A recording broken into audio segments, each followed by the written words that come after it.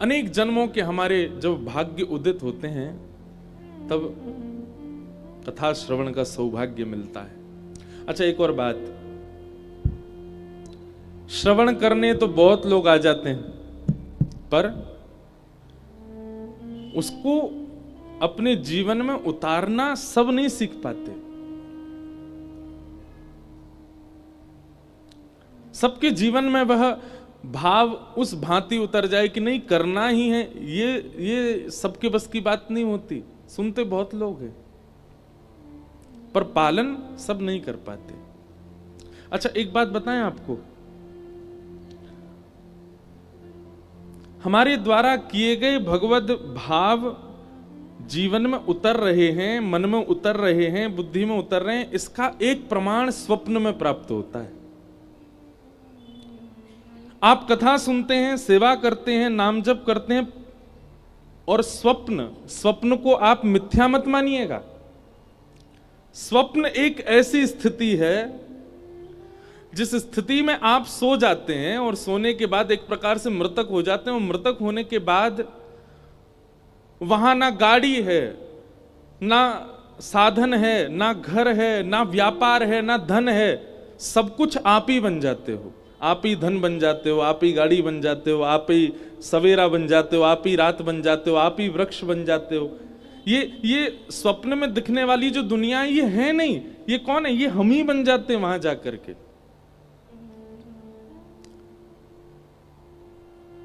हमारे साधुओं ने, संतों ने, ऋषियों ने इस बात को प्रमाणित किया कि व्यक्ति के हृदय की वास्तविक स्थिति उसके स्वप्न में दिखाई देती है। अनंत कथाएं सुनने के बाद भी, नाम जप करने के बाद भी, वृंदावन गमन करने के बाद भी, माला फेरने के बाद भी स्वप्न में आपको वो दिख रहा है जो नहीं दिखना चाहिए। वह दिख रहा है जिससे आप भयभीत हो रहे हो। या सीधी बात, ना भय की कोई वस्तु दिख रही है, ना ऐसी कोई वस्तु जो नहीं दिखनी, बस संसार दिख रहा है, तो भी आप अपने हृदय का आकलन लगा सकते हो कि यहां है मेरी स्थिति।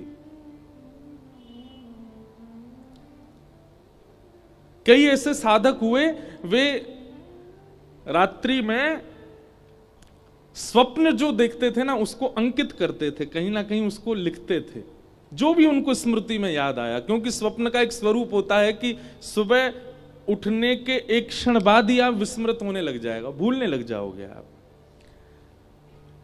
2-4 घंटे बाद जो आप बता रहे हैं वो कई बार आप मनोभाव से बनाते हैं। स्वप्न वास्तविक याद सबको नहीं रहता,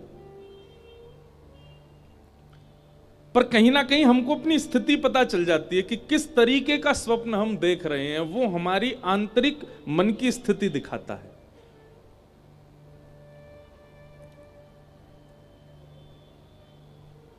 दुष्स्वप्न आना, बुरे स्वप्न आना, गलत वस्तुओं का बार बार दिखना, भय की चीजों का दिखना, ये एक प्रकार से ये दर्शाता है कि हमारा भजन अभी मन से नहीं बना है, हमारी कथा अभी मन से नहीं बनी है, हम वृंदावन अभी मन से नहीं गए, हमने अपने ऋषियों को, गुरुओं को, साधुओं को, महापुरुषों को मन से प्रणाम नहीं किया है।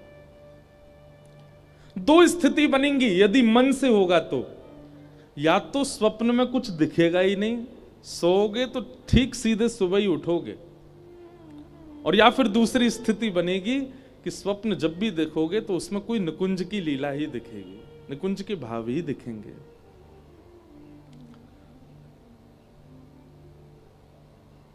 कभी वृंदावन परिक्रमा दिख जाएगी, कभी कोई साधु दिख जाएंगे, कभी कोई भाव दिख जाएगा, कभी महादेव, और ये तो विशेष रूप से होगा कि श्री किशोरी जी की, ठाकुर जी की सेवा करने वाले इनको महादेव जरूर दिखेंगे स्वप्न में, और महादेव की आराधना करने वाले इनको युगल सरकार जरूर अनुभव कराएंगे।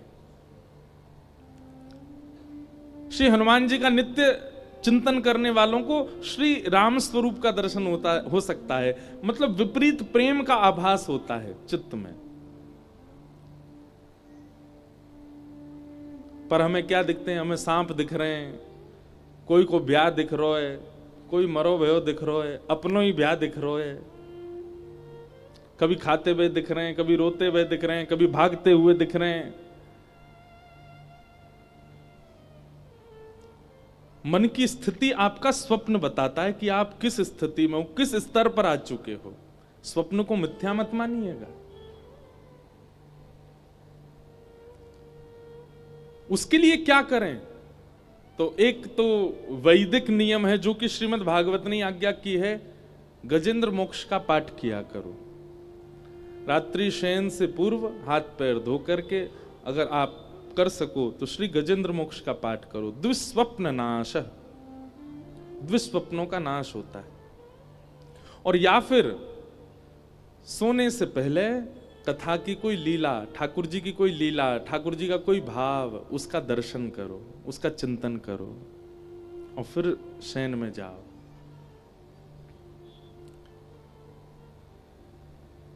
स्वप्न में दिखी, ये सूरदास जी वाणी लिखते हैं, कुम्मन दास जी ठाकुर जी की लीला लिखते हैं। इनको कहां अनुभव होती है ये?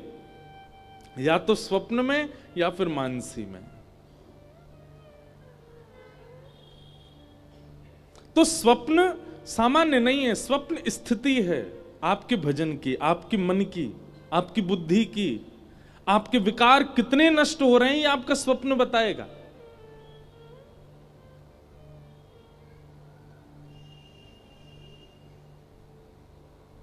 और ये सप्ताह कथा का क्रम, वह स्वप्न आवे जिससे प्रिया प्रियतम का वह अनुभव आभास हो। हमारे वृंदावन की लीला है, श्री बिहारिन देव जी बिहारी जी की सेवा कर रहे हैं और बिहारी जी की सेवा करते करते बिहारी जी से बस एक ही प्रार्थना करते हैं, कब मिलेगो मोय वो निज वृंदावन। जिस निज वृंदावन में स्वामी श्री हरदास जी विहार कर रहे हैं, जिस निज वृंदावन में सब आचार्य हैं, जिस निज वृंदावन में आप मूर्तिमंत होकर के नहीं चलते फिरते दिखाई देते हो, वो निज वृंदावन कब प्राप्त होगा। और बस बिहारी जी की सेवा करते नित्य यही भाव रखते, कब मिलेगो मोय वो निज वृंदावन।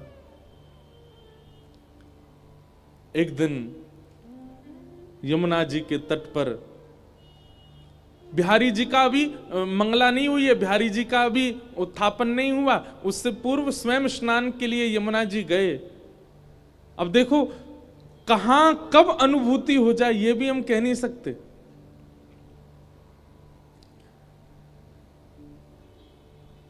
बिहारिन देव जी जैसे स्नान के लिए गए और यमुना स्नान के बाद जब नीम की दातुन कर रहे थे और दातुन करते करते करते नेत्र बंद हो गए और नेत्र बंद होते श्री बिहारिन देव जी निज वृंदावन में प्रवेश कर। अब बताओ कैसी अवस्था, अभी स्नान भी नहीं किया है, केवल मुख मांझ रहे हैं अपना, और उस अवस्था में श्री ठाकुर जी उनको निज वृंदावन में ले गए।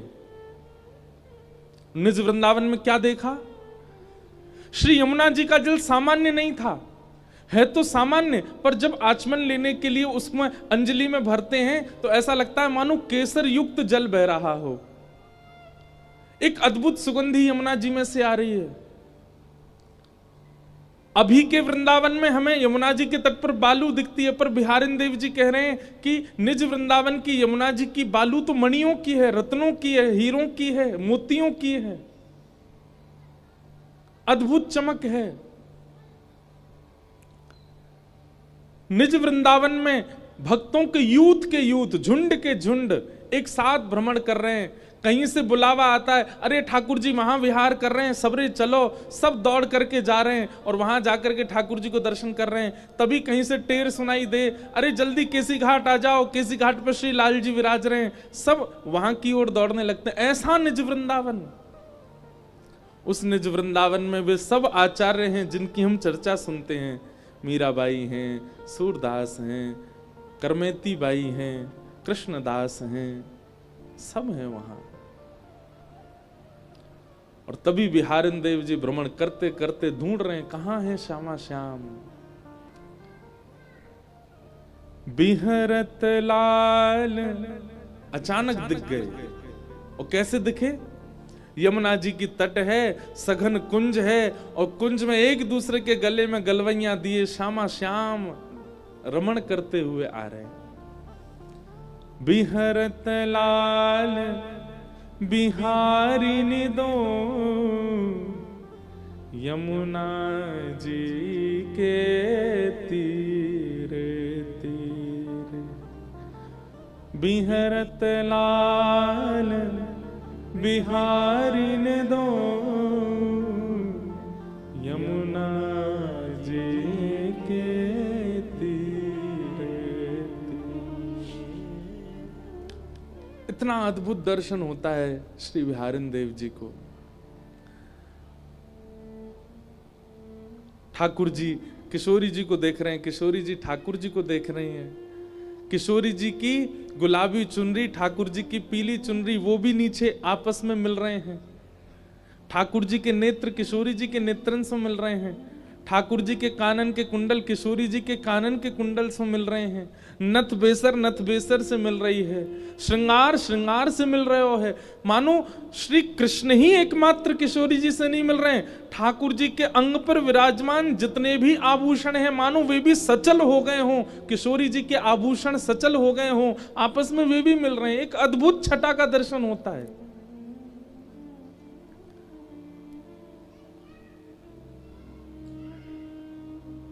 बिहारिन देव जी दर्शन कर रहे हैं और अवस्था क्या है? दातुन कर रहे हैं और दातुन करते करते निज वृंदावन का दर्शन। तभी जोर की ध्वनि आई, श्री हरदास, अरे श्री हरदास। तभी बिहारिन देव जी के नेत्र खुले और नेत्र खोल करके देखा तो वहां तो वो वापस उसी वृंदावन में आ गए और वहां तो सब वैष्णव जन चारों ओर से घेर के खड़े हैं। और बिहारिन देव जी कह रहे हैं, का भयो भैया, तुमने मुंह को काई को ध्यान से उठाए दियो।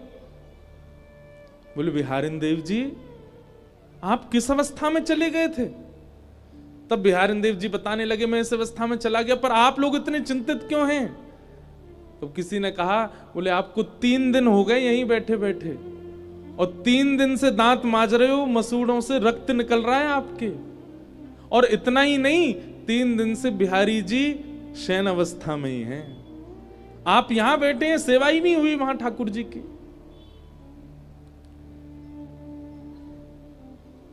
यह है स्थिति। कहां बिहारिन देव जी को कुछ क्षण के दर्शन हुए थे, पर प्रकट स्थिति में वो 3 दिन बीत चुके थे।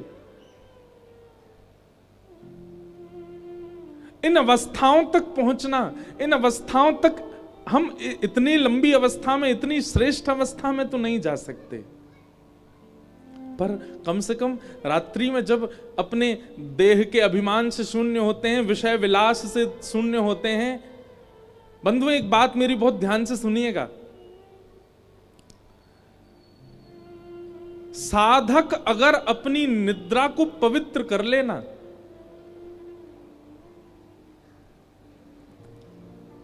जब आवश्यक है तब अपने गृहस्थाश्रम के भाव का निर्वहन करे, परंतु अन्य भावों में यदि वो अपनी निद्रा को, अपने रात्रि शयन को यदि पवित्र कर ले, शुद्ध कर ले, जैसे दिन भर वो पवित्र अवस्था में रहता है, वैसी पवित्र अवस्था में रात्रि शयन में अगर जाए ना, तो निश्चित है, हम व्यासपीठ से दावा देकर के कह रहे हैं कि रात्रि के स्वप्न में उसे प्रिया प्रियतम का निश्चित आभास हो जाएगा। बस वो शुद्ध अवस्था में निद्रा में जाए। और कम से कम हमारे युवा भाई बहन जो अभी ब्रह्मचर्य में ही हैं, कम से कम वो ही इस बात का प्रयास करें।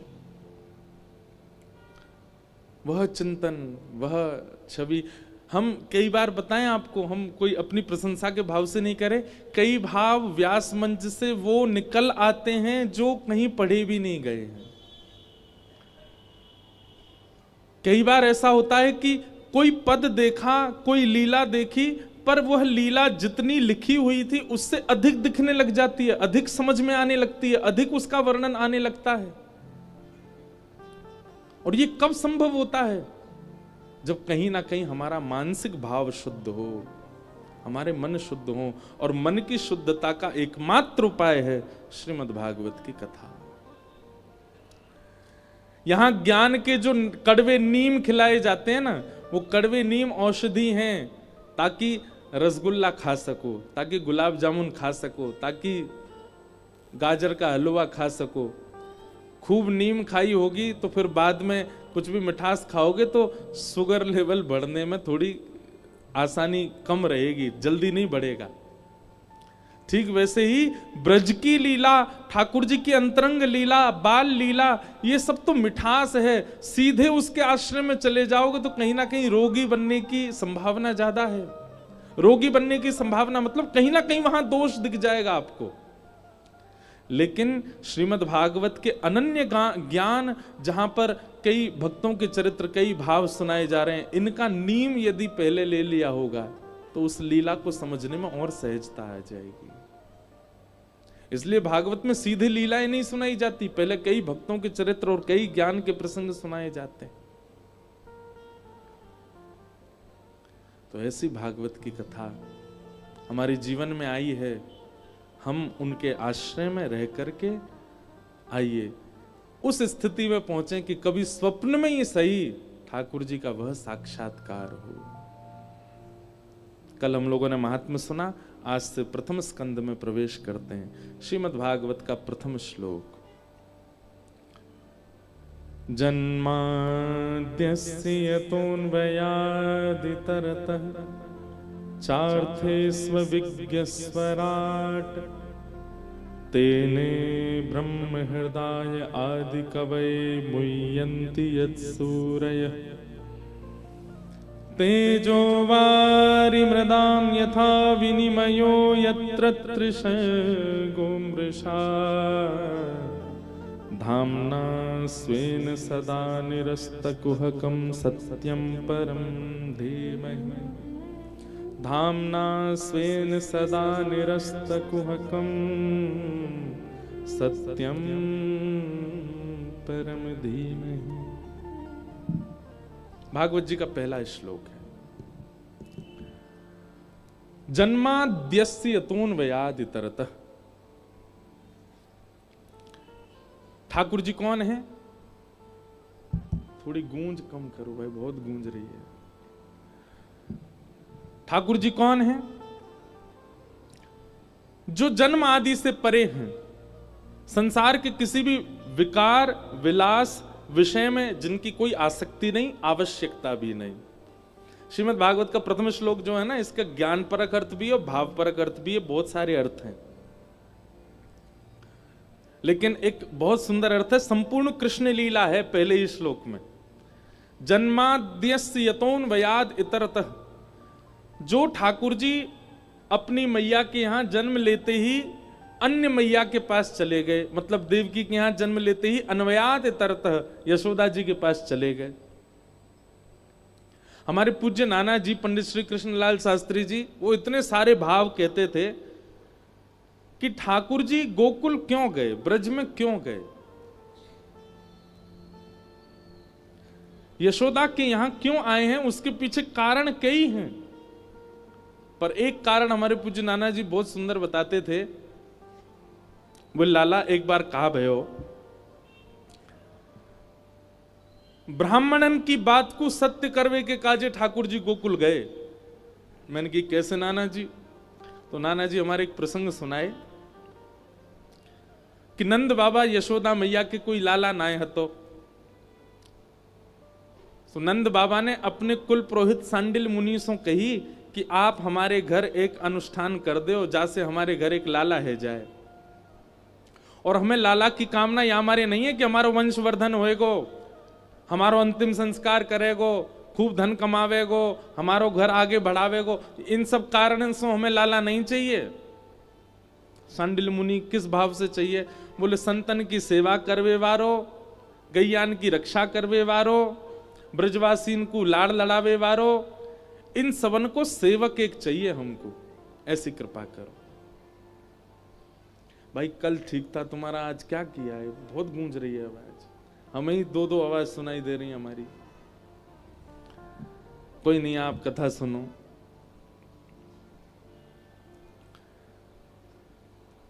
तो क्या बता रहा था? हाँ, तो नंद बाबा यशोदा मैया ने किस भाव से पुत्र की कामना की? गौ सेवा, संत सेवा, ब्रजवासीन की सेवा, इन सबन की सेवा भावना वारो हमें एक लाला चाहिए। और यही भाव से हमारे यहां आप एक अनुष्ठान कर दो। सब लोग इधर देखो, ध्यान से सुनो। तो सांडिल्य मुनि ने एक तिथि निकाली, मुहूर्त निकाला, बोले ठीक है एक बहुत बढ़िया मुहूर्त है, इसमें हम आएंगे और आपके अनुष्ठान करेंगे। सांडिल्य मुनि तो कहीं किसी कार्य में व्यस्त हो गए, कहीं कोई बड़ा अनुष्ठान था तो नहीं जा पाए। उन्होंने अपने भांजे को भेजा, बोले आप जाओ और नंद बाबा के यहां अनुष्ठान करके आओ। सांडिल्य मुनि के भांजे आए। हमारे ब्रज में आज भी नियम है कि कोई संत महापुरुष आए तो माताएं चाहे कितनी भी उम्र की हों, घूंघट करके सिर ढक के थोड़ा वैसे ही प्रणाम करें। तो जैसे ही सांडिल्य मुनि के भांजे घर पर पधारे तो यशोदा मैया ने घूंघट करके आई। अच्छा, यशोदा मैया की आयु 80 वर्ष की, पर मैया सुंदर बहुत हैं। यशोदा मैया का सौंदर्य भागवत में वर्णन किया गया है, बहुत सुंदर है यशोदा मैया। कोई विशाल रूप नहीं है मैया का, मैया बड़ी सरल सहज और बड़ी बड़ी बड़ी सुंदर हैं। ठाकुर जी की मैया हैं। तो यशोदा मैया जैसे ही सांडिल्य मुनि के भांजे आए, सब आचार्यगण आए, तो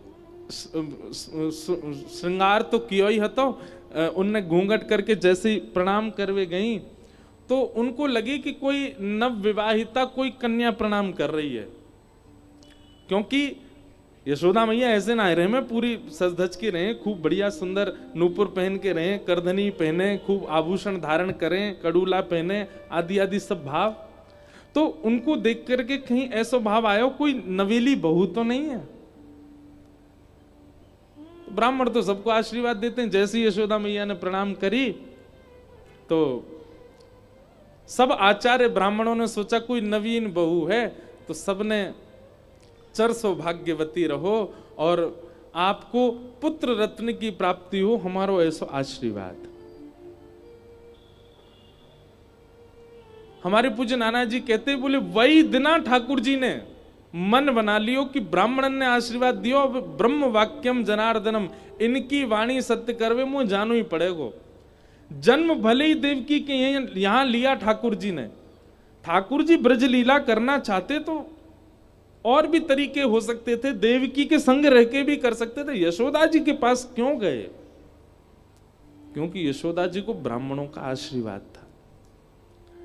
और फिर हमारे नाना जी एक कथा सुनाते कि सब ब्राह्मण अनुष्ठान के लिए यमुना तट पर पहुंचे और नंद बाबा ने खूब जोरदार महाराज व्यवस्था करी ब्राह्मणन के काजे। बैठवे की उत्तम व्यवस्था, सोवे की उत्तम व्यवस्था, आसन चौकी बहुत सुंदर सब व्यवस्था करी। और एक हलवाई, मथुरा को सबसे बढ़िया हलवाई लगा दियो कि चकाचक बना के पवाओ सब ब्राह्मणन को। रात्रि में सोए सब ब्राह्मण। जैसे ही सुबह उठे, यमुना स्नान करके संध्या वंदन करके सब ब्राह्मण बोले हाँ भैया सब लोग बाल भोग पा लो, और बाल भोग पावे के बाद अनुष्ठान में बैठेंगे। बाल भोगी इतनो सुंदर बनो, बेड़ई, आलू की सब्जी, जलेबी और जाने कहा का बहुत सारी सामग्री बनी। देसी घी में बिल्कुल बढ़िया धोरी गैया को दूध, ठाकुर जी की गौशाला की गैयान के दूध में से भी सुगंधी आवे, ऐसी गैया, उनके दूध से बने हुए घी से बढ़िया सुंदर सामग्री बनी। सब ब्राह्मणन ने महाराज इतनो पायो जैसे भोजन पा रहे हो,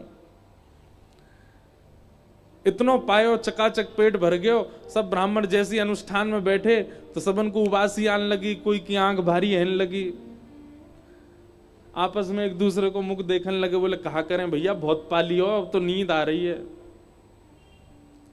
तो जो आचार्य ब्राह्मण थे वो बोले एक काम करो सब सो जाओ, अभी ने आराम कर लियो, दोपहर में उठेंगे फिर से स्नान करेंगे फिर अनुष्ठान में बैठेंगे। देखो ऐसे अनुष्ठान खंडित हो जाएगा अगर हम सोए तो। सब ब्राह्मण बोले हाँ जे काम बढ़िया, एक आध घंटा थोड़ा आराम कर लेने, भोजन पच जाएगा फिर करेंगे अनुष्ठान।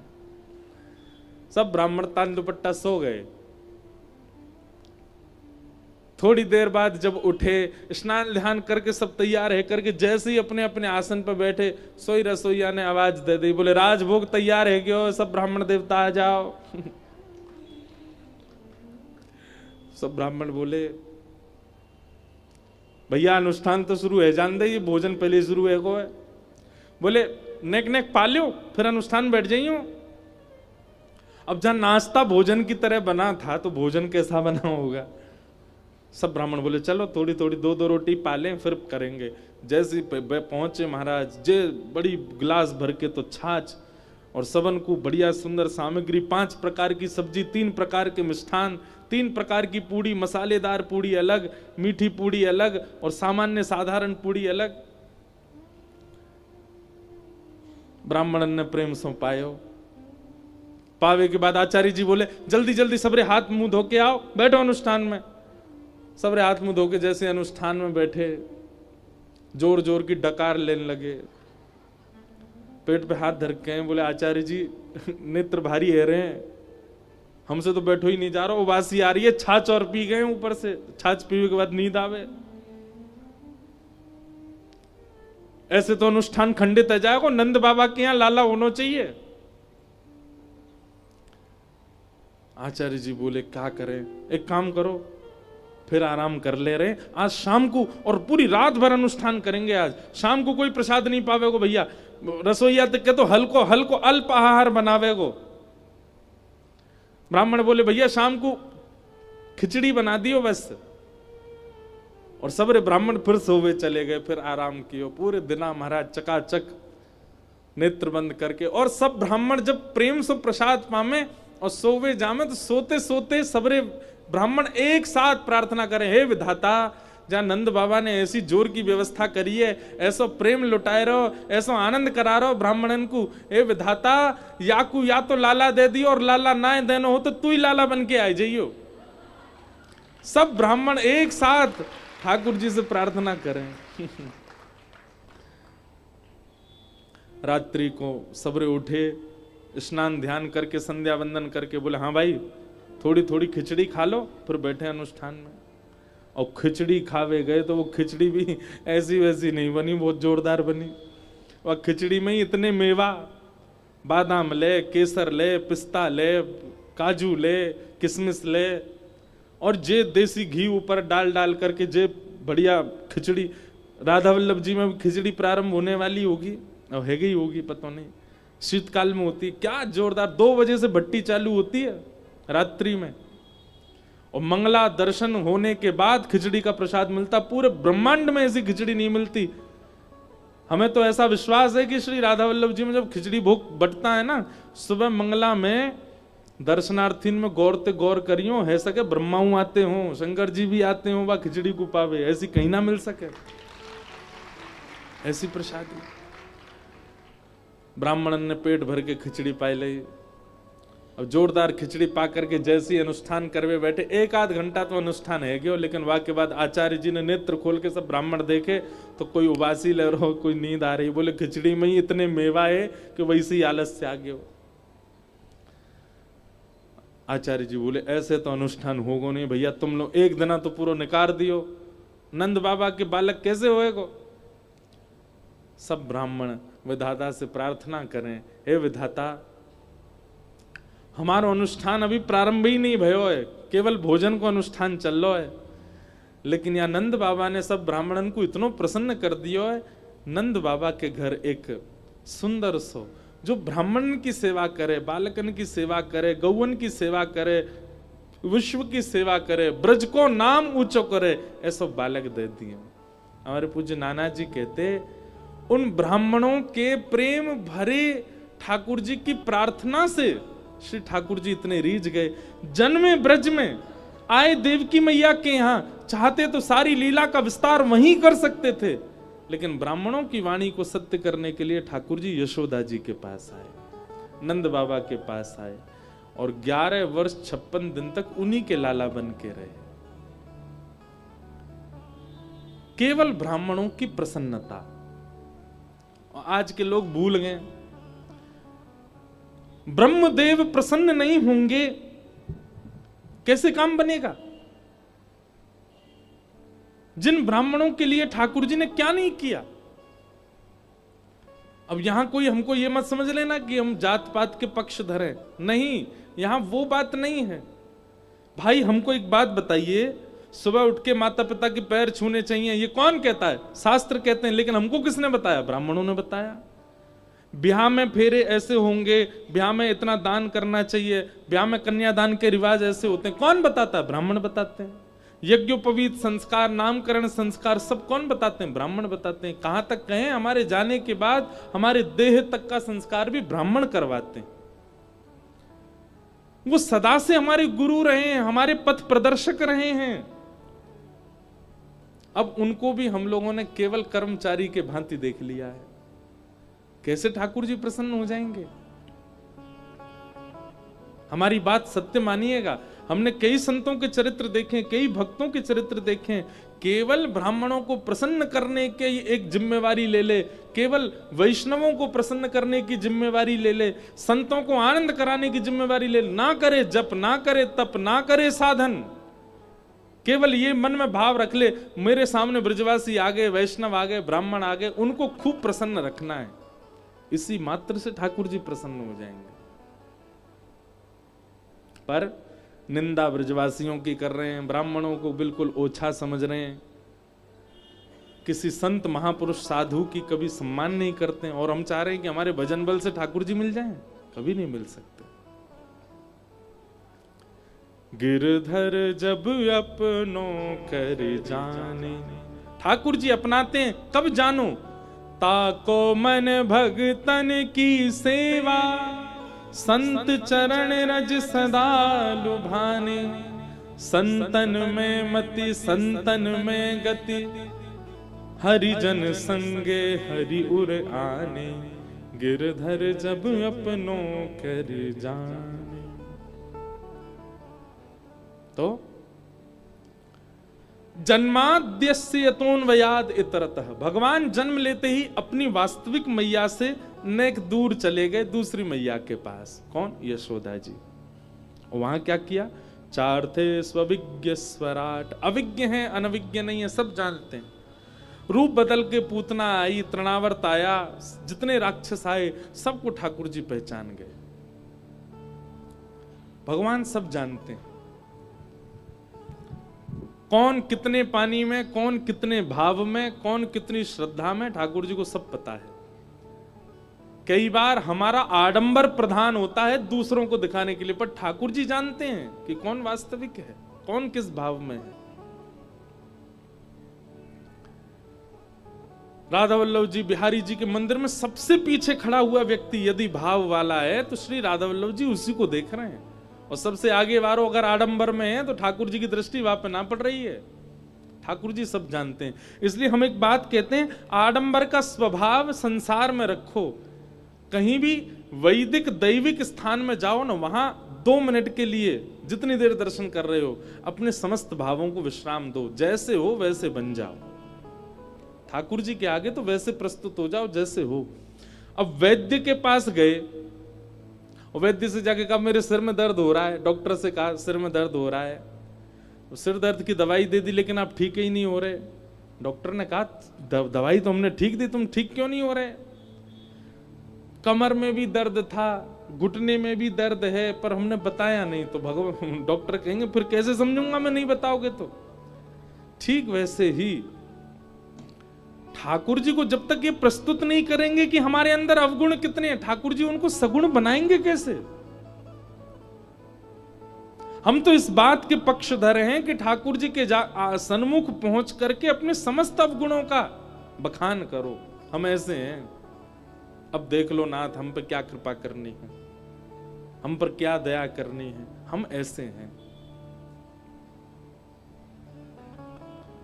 ठाकुर जी अविज्ञ हैं, अनविज्ञ नहीं है। जितने राक्षस आए सबका वध किया। तेने ब्रह्म हृदय आदि कवये मुह्यन्ति यत्सूरयः, ब्रह्मादि देवता, इंद्रादि देवताओं को जिन्होंने अपनी बाल लीला से मोहित कर लिया, ये सब देवता ठाकुर जी की उन लीला छटाओं पर मोहित हो गए। तेने ब्रह्म हृदय आदि कवये मुह्यन्ति यत्सूरयः, तेजो वारि मृदाम यथा विनिमयो यत्र त्रिशर्गो मृषा, धाम्ना स्वेन सदा निरस्तकुहकं सत्यं परम धीमहि। पृथ्वी, जल, अग्नि, वायु, आकाश 5 तत्व हैं। भगवान ने इन 5 को पवित्र किया। अगर आप हमसे पूछें कि श्री कृष्ण कौन है, तो एक शब्द में अगर कहें तो पर्यावरण मित्र।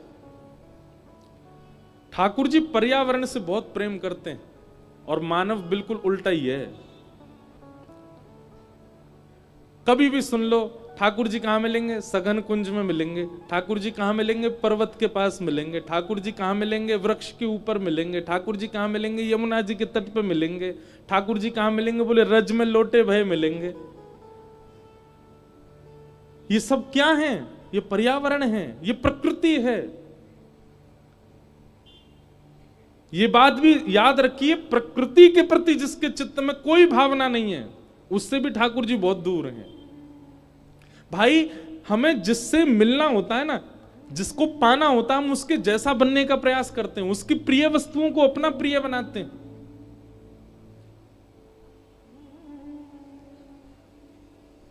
कोई कन्या प्रिय लग जाए किसी बालक को, वो लग जाता है, बस इसको क्या अच्छा लगता है वो मैं करूं। जो नहीं खाता था उसके प्रिय लगने वाली वस्तु वो भी खाने लग जाता है। और हमसे लोग आकर के ये प्रश्न करते हैं, महाराज जी जब प्याज की बनी वस्तु खाएं तो कंठी उतार के खा सकते हैं ना? इतना त्याग नहीं कर पा रहे ठाकुर जी के लिए, इतनी सी लूली बाई को नहीं संभाल पा रहे अपनी को। ये लूली बाई है कौन? जीव। एक भी हड्डी नहीं है इसमें, लेकिन आपकी सारी हड्डियां तोड़वाने की सामर्थ्य है इसमें। एक शब्द ऐसा बोल देगी सारी हड्डी टूट जाएंगी। तो पर ये जितनी घातक है उतनी ही काम वाली भी है।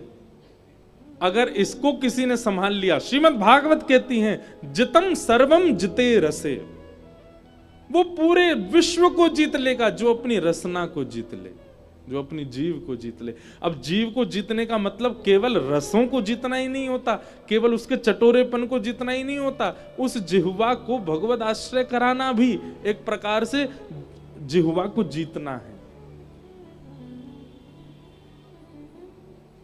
तो हमें जिसको प्राप्त करना है, उसको जो प्रिय है, वो सब चीजें अपनी प्रिय बनाना प्रारंभ करना पड़ता है। ये प्रेम का स्वरूप है। ठाकुर जी को क्या प्रिय है? कुंज प्रिय है। ठाकुर जी को क्या प्रिय? विहार प्रिय है। ठाकुर जी को क्या प्रिय? नदियां प्रिय हैं, यमुना जी प्रिय। ठाकुर जी को क्या प्रिय? पर्वत प्रिय हैं। ठाकुर जी को वृक्ष वल्लरी प्रिय हैं। और क्षमा करना, हम कान पकड़ के कहें आज वृंदावन में सब नष्ट कर दिया, कुछ नहीं बचा। कभी कभी तो हमें लगता है कि ब्रज से थोड़ी दूरी पर जो वन क्षेत्र है ना, ब्रज का, वृंदावन से थोड़ी दूर, वहां होंगे ठाकुर जी। वृंदावन में तुमने कुछ छोड़ा ही नहीं है, सब खत्म कर दिया। ठाकुर जी की इच्छा होती होगी कुंज में भ्रमण, जिन कुंजों में, निकुंजों में और यमुना तट पर जाने के लिए ठाकुर जी यशोदा मैया से लड़ते हैं कि मुझे जानो है मैया, मुझे जान दे, वो आज कहां है?